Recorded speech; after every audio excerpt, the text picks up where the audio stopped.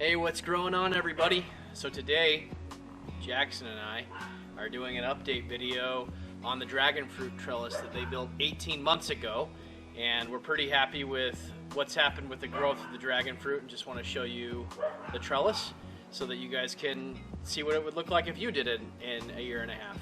So here we go. Here is the dragon fruit trellis. As you can see, the dragon fruit vines themselves have grown like crazy.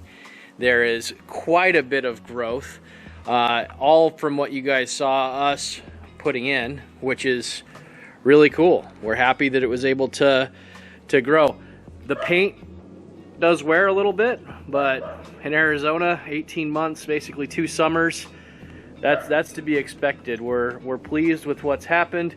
Now, this dragon fruit has been in the kind of the side of our yard, kind of away from any direct sun, so that might be why it's grown so well, and it's really just kind of growing on this one side. It's not growing, so it's growing towards the sun, but overall it's really well. I did put in a video a little earlier this month from some of the dragon fruit that we got that was grown here in Arizona, and it's awesome. So I think that this is the way to do it.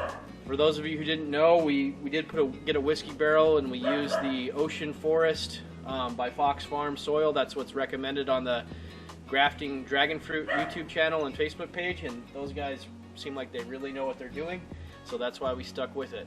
So hopefully you guys enjoy this update video, and if we find out we're moving, this will be going to one of our viewers. So comment if you're interested in it, and we'll see what happens. All right, so like and subscribe. We'll catch you on the next video. Thanks. Bye.